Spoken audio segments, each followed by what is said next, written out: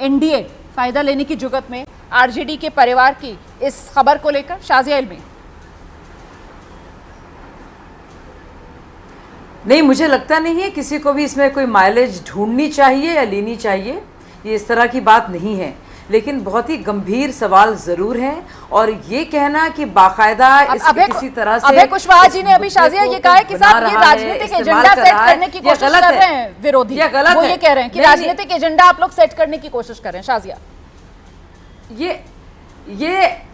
ये अभय भाई की फिक्र है, ये उनका सबसे बड़ा एक इश्यू है उनके दिमाग में, ये उनकी फिक्र है कि हम कर रहे हैं कि नहीं कर रहे हैं, ये सच नहीं है, ये उनका सबसे बड़ा डर है। और क्योंकि ये असलियत भी है, ये सबके सामने है। एक ये बहू की गुहार है और उसकी आवाज़ है और उसके आंसू हैं। दूसरी तरफ पूरे के पूरे सोशल मीडिया में हर गलियारे में इस पूरी बात का आभास और प्रमाण है कि एक ऐसा रिश्ता है। फिर एक पूरा बड़ा परिवार जिसमें माता पिता का क्या रोल रहा है इस रिश्ते को बढ़ाने में, ख़त्म करने में, वो भी सबके सामने है। अब देखिए, तो इसमें भाजपा की ज़रूरत नहीं है कि या तो इस इशू में उसका कुछ लेना देना है, कोई सरोकार है, लेकिन ज़रूर जनता का सरोकार है। जहाँ तक बात है भारतीय जनता पार्टी की जी, और कहीं के भी चुनाव की, क्या है बिहार के निवासियों के लिए, उनकी बेहतरी के लिए, उनकी खुशहाली के लिए, चाहे वो डेवलपमेंट के अलग अलग रास्ते हों, रोज़गार के अलग अलग रास्ते हों, पूरी तरह से करप्शन से और उसकी गुंजाइश और स्कोप से निजात हो, इस पर ही लगातार काम करना है। ये इस तरह का जो ना किसी को अच्छा नहीं लगता, देखिए इस तरह की बातें किसी को अच्छी नहीं लगती। ये घर की बात होती है, परेशानी होती है। मैं अभय जी का सहानुभूति है। अभय जी आपको सुना, शाजिया जी कह रही है कि साहब हमारी तो सहानुभूति है लालू परिवार से और हमने तो बढ़िया काम किया है, हम तो अपना वो बढ़िया वाला काम चुनाव में गिनाएंगे।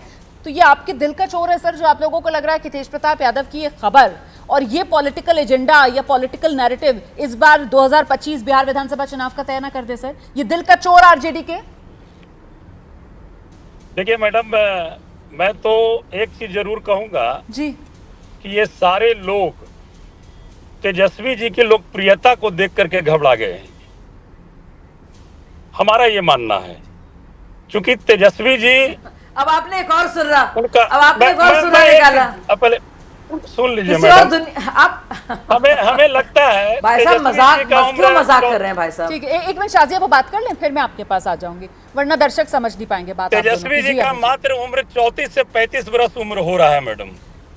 अब मैंने राजनीतिक जीवन में देखा बहुत सारे लोगों को, हमारी सरकार भी बनी, तेजस्वी जी उप मुख्यमंत्री भी बने, लेकिन कभी हमने ये नहीं देखा कि कहीं पर भी उनकी जुबान फिसली हो, जहां पर भी वो रहे।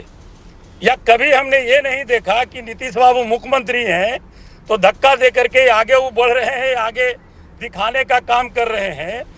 हमेशा वो पूरी मुस्तैदी के साथ सरकार के पीछे खड़ा रह करके चलाने का काम नहीं, लेकिन अभय भाई, हमने चुनाव में अभय भाई तेजस्वी यादव के काम को लेकर तो सवाल ही नहीं है ना। मेरी बात तो सुनिए आप, तेजस्वी यादव के काम को लेकर तो मैंने सवाल पूछा ही नहीं था, और आपने जो बात कही, देखिए मैंने सवाल क्या पूछा था कि आरजेडी के दिल में डर, और डर क्या इसी बात का कि तेजस्वी के काम पर कहीं तेज प्रताप यादव ने ये जो किया है वो पानी ना फेर दे। हाँ ठीक है, तेजस्वी की लोकप्रियता पर, तेजस्वी के काम पर तेज प्रताप यादव का ये कांड पानी ना फेर दे सर, यही तो सवाल है ना, इसी के डर की तो बात कही जा रही है ना। राजीव जी का मैं जल्दी से रुक करूंगी सर, समय मेरे पास कम है। राजीव जी, यहाँ पर एक बात ये निकल कर आ रही है कि साहब जो लोकप्रियता है लालू प्रसाद यादव की, या जिस तरीके का वोट बैंक आरजेडी का है, उस पर कोई असर नहीं पड़ने वाला है। तो चुनाव में मतलब ये कोई फैक्टर नहीं रहने वाला है, तेज प्रताप वाला मुद्दा चुनाव का कोई मुद्दा नहीं बनेगा।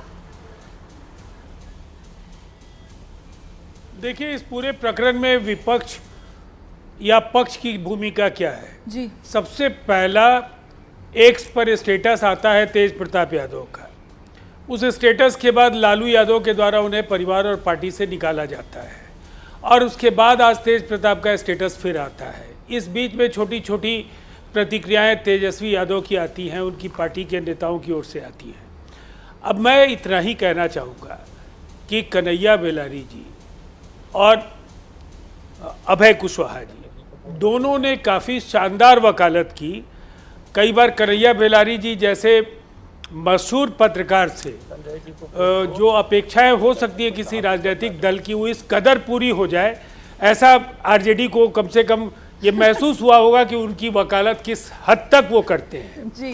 फिर भी चूंकि वो सबको जानते हैं, लंबे समय से सबके साथ जुड़े हैं, लेकिन सार्वजनिक जीवन में ये कहना कि ऐसी घटना से उनके चुनावी नतीजों पर कोई असर नहीं होगा, हम कुछ नहीं भी करेंगे, तो जनता के अंदर, मैंने पहले भी कहा, राजनेताओं को लेकर के जो एक छवि होती है, जो उनकी मान्यताएं होती हैं और चरित्र को लेकर के खास तौर पर ये उनसे अपेक्षाएं जो होती हैं वो भगवान श्री राम या रोल मॉडल की होती है। सही कह रहे हैं सर, अगर वो खंडित हो रही हैं और पूरे परिवार को, जिस तरह से वाजपेयी जी ने कहा कि ये साजिश का हिस्सा पूरा परिवार है, तो पूरे परिवार का मतलब आरजेडी होता है और निसंदेह आरजेडी। बहुत बहुत धन्यवाद सर, समय मेरे पास इतना ही है। बिल्कुल सही बात है कि जिंदगी में नैतिकता बहुत जरूरी है और खासतौर से अगर आप सार्वजनिक जीवन में हैं तो और ज्यादा नैतिक मूल्यों का आप पालन करेंगे, उम्मीद की जाती है। और ऐसे में ये तेज प्रताप यादव वाली पूरी खबर आने वाले समय में बिहार की जनता के नैतिक मूल्यों की कसौटी पर ये किस रूप में कसी जाएगी और इसका नतीजा क्या होगा, उसका चुनाव पर क्या असर पड़ेगा, ये तो वक्त ही बता पाएगा। फिलहाल महादंगल में मुझे इजाजत दीजिए, बहुत शुक्रिया हमारे साथ जुड़ने के लिए। फौरन लौट रहे हैं कुछ और खबरों के साथ।